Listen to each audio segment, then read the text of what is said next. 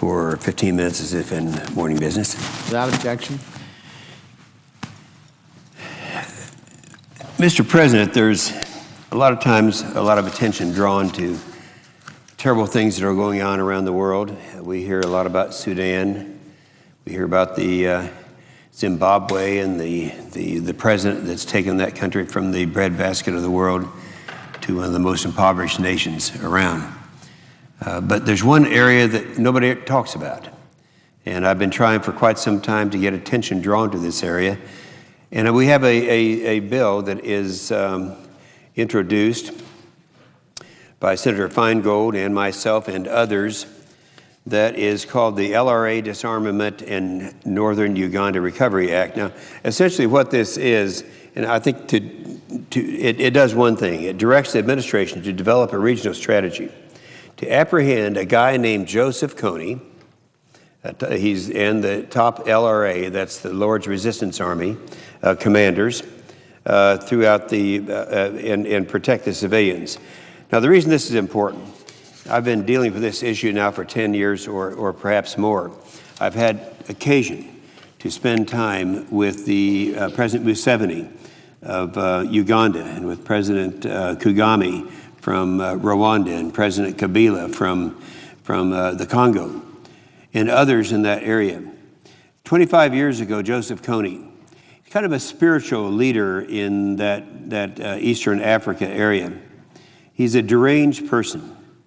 He decided to start a thing that some people have heard of. It's called the Child's Military or the Children's Army, where he goes out and abducts little kids. For more than 20 years, he's led this Lord's Resistance Army and has done it primarily in the area north in northern Uganda. I have been there several times, a place called Gulu. Gulu was his headquarters area. There are many of the kids who have recovered, who have survived him, who are up there now in hospitals. What his way of doing things is to go into villages and abduct children, young children. Teach them, I'm talking about 11, 12, 13-year-old children. Teach them to be soldiers. AK-47s, the whole thing. Then they have to go back to their villages and murder their parents and all their siblings, their brothers and sisters. And if they don't do that, they cut their ears off, cut their noses off, cut their lips off, as we can see right here. Here are these young little guys. That little boy there is about 10 years old with an AK-47. The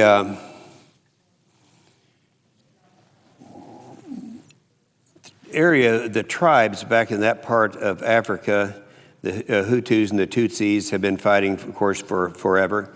We all are familiar with the genocide that took place in Rwanda and the millions of people who had lost their lives, the torturing that went on, the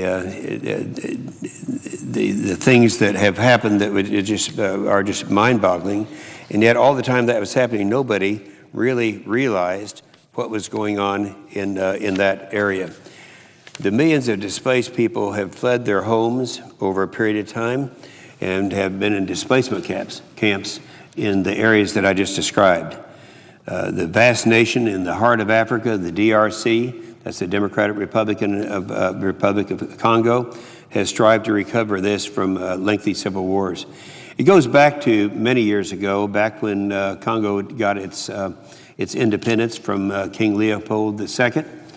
I think that anyone with an interest in Africa at all should read a book. It's called King Leopold's Ghost. When you read this, you'll find out what really happened, what the true story is of not just the Congo, but all of Africa. But this area was in the Congo. So the war started back in 1960, and then the most recent, it started in 1990. Joseph Kony will go into these areas where they've displaced these kids and all these people, and he will capture the young people. We made an effort as we tracked him from one area to another just about 6 months ago to Doma. That's a fairly large city in East Congo. And that's where he was last seen, and he left before we got there. And as he went north up toward the Sudan, There are 900 people that he mutilated, most of them young people, on that route. Now, you might ask the question, you know, why is it these countries aren't able to eradicate this person, to do something about it? Well, the problem with that is that we have a very fine president in Uganda, President Museveni. Museveni used to be a warrior. And I think there's a reluctance of the warriors who become kings or presidents of African nations to want to say we can't handle the security ourselves. We're going to have to depend on other countries, United States or other countries, to do it for us. And so he's been somewhat resistant. President Kagame from Rwanda, he's one that I think everyone will agree is one of the greatest leaders in the history of Africa. He's the one that in the genocide of 1994 that wiped out most of his population, was able to go back in now. And if you go down from the airport to the capital area of Rwanda, you would think that you're in an American city. In fact, it's much cleaner than many American cities. He has done this and has been able to put this back up. Well, he also came from the bush as a warrior. And again, he is as great a person as he is, and I say the same thing about President Museveni. There's a reluctance to admit that they can't handle this problem themselves. So then President Kabila is in the president of Congo. Congo used to be called the Zaire. It's a gigantic area. We remember the stories of the explorers that went there and were able to get all the way across the Congo, taking months and months to do so, many of them losing their lives. Well, back when the Congo was having serious problems, President Kabila Sr. was there, and he was actually killed, and his son, Joe Kabila, took the reins of the country. Joe Kabila also had a military background. So you have three presidents.